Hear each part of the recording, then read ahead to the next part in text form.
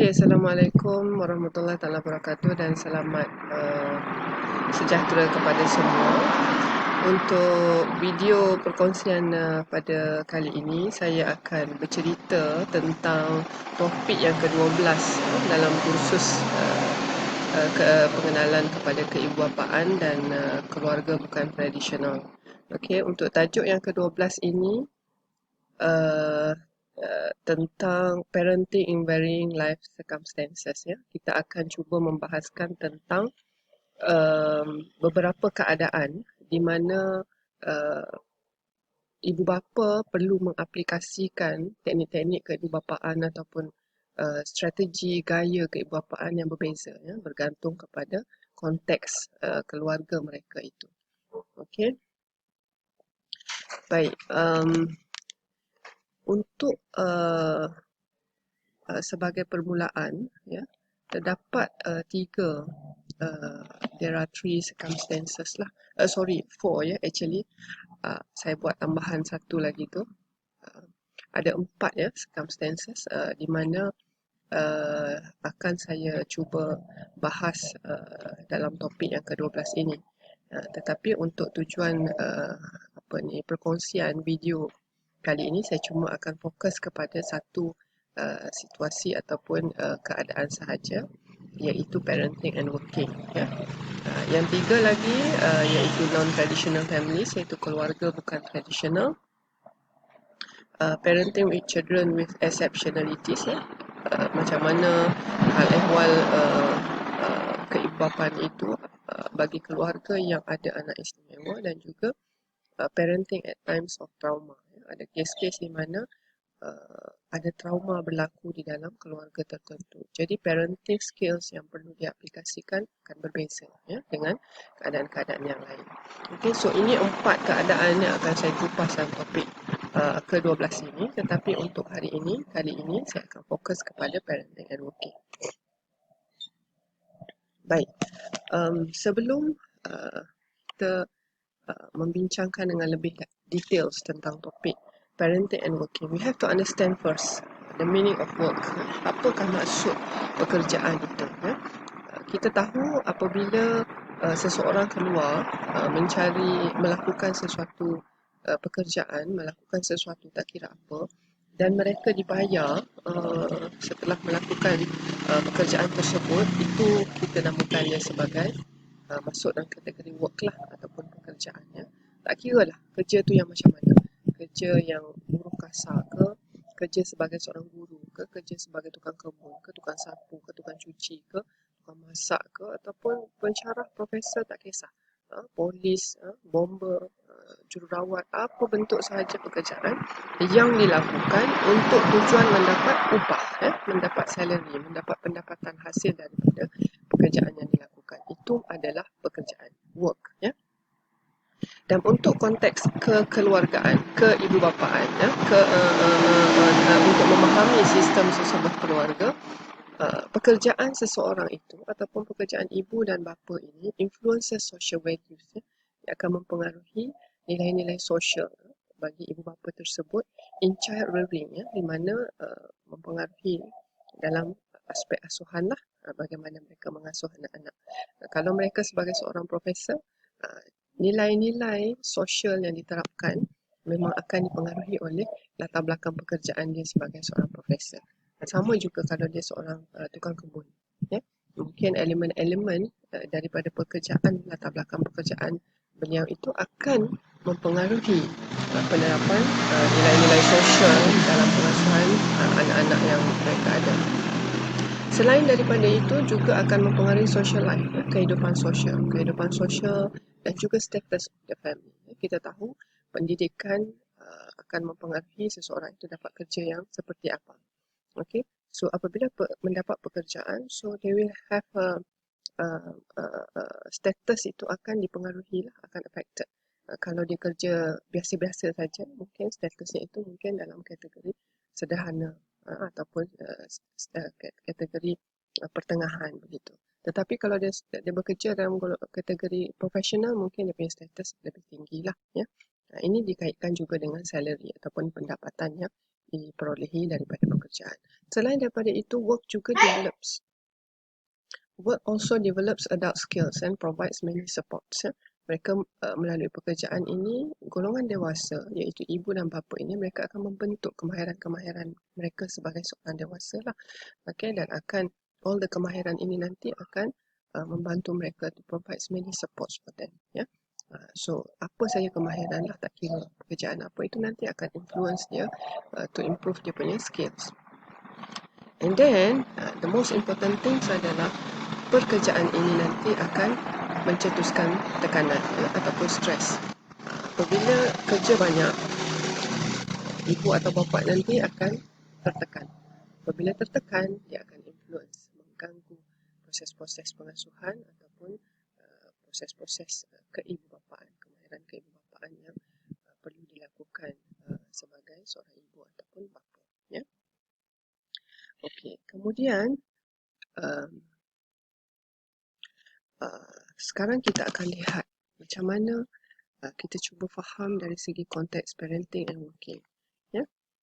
Parenting, combining working and parenting is a major challenge for today's men and women. Kita tahu majority, even satu dunia ataupun kita tengok secara spesifik kepada negara kita dekat Malaysia, boleh dikatakan majority sekarang ini suami dan isteri keluar bekerja untuk mencari pendapatan menampung keluarga dengan tuntutan ekonomi yang sentiasa meningkat. So we have to earn more money to make sure that our keluarga terjagalah dengan baik dari segi kebajikan dan sebagainya.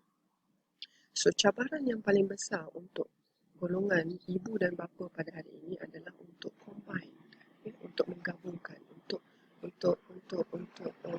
menyatukan antara tugas pekerjaan dan juga tugas keibuan. The majority of mothers work from the time their children are infants, and more fathers than ever before are involved in children. Kita semua tahulah, apabila pregnancy test menunjukkan positif, ada dua dua stripes tu, menandakan bahawa si ibu ini sudah pregnant. Once dia tahu dia sudah pregnant, dia sudah bergelar seorang ibu. Okay? Belum lagi anak lahir, tapi masih lagi dalam perut kan. Dia dah tahu bahawa dia akan bergelar seorang ibu. Okay? Tetapi bapa mungkin dia tidak pernah terlibat pun dalam hal ehwal mengurus kanak-kanak, sehinggalah ada anak di depan mata dia kan. Memang zero. Okay?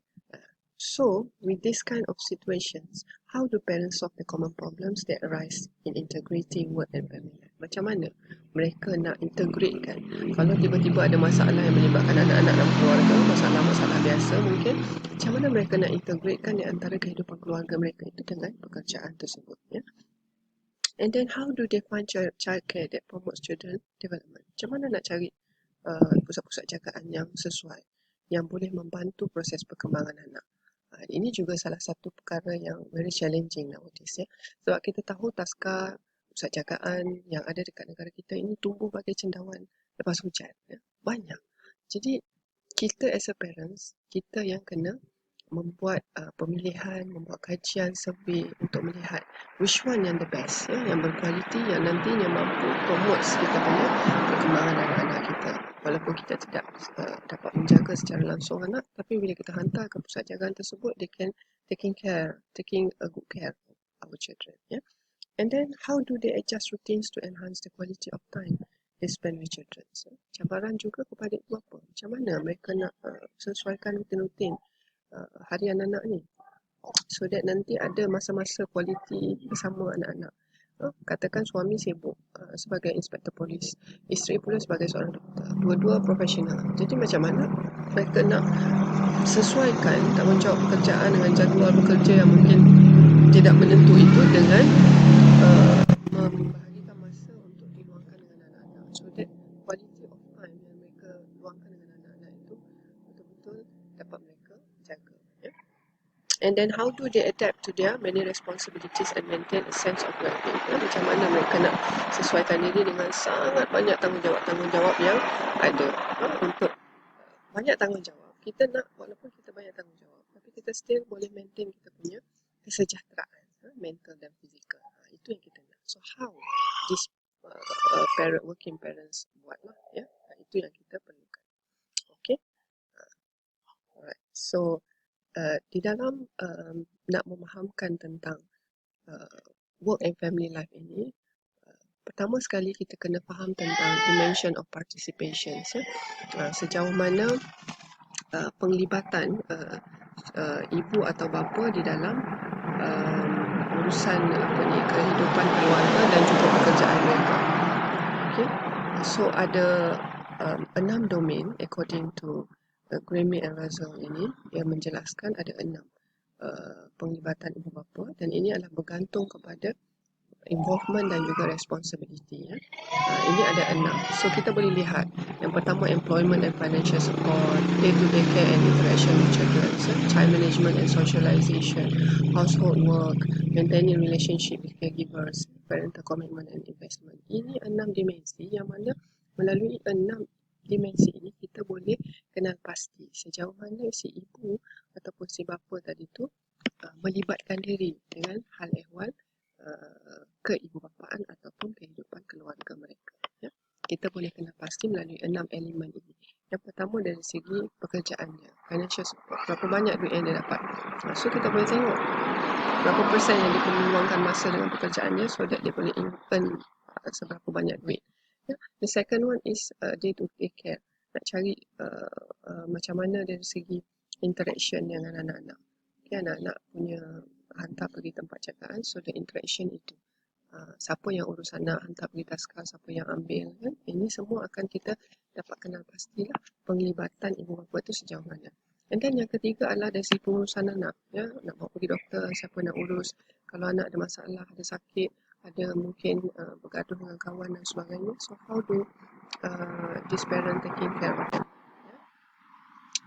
Kemudian housework, pembahagian kerja-kerja rumah, siapa nak buat. Okay, so di situ kita boleh tengok lah. Yang kelima, maintaining relationship dengan caregivers, ya. Nak hantar ke taska. So macam mana you keep maintain the relationship? Minta input dengan parents, minta input dengan pengasuh. Macam mana anak saya hari ni, macam mana anak saya tidur, okey ke tak, makan okey ke tak, semua-semua, kan. So ini kita boleh nampak lah sejauh mana penglibatan ibu bapa tadi. Dan yang terakhir adalah parental commitment and investment. So ini lebih kepada jumlah masa yang diluangkan, ya. Kerana duit tak ada masalah sebab mereka memang bekerja dan cari duit banyak. Tetapi yang menjadi isu untuk konteks keluarga yang career working parents ini adalah masa yang mereka luangkan dengan keluarga. Okey. Itu saja untuk kali ini. Saya akan sambung nanti dalam video yang seterusnya.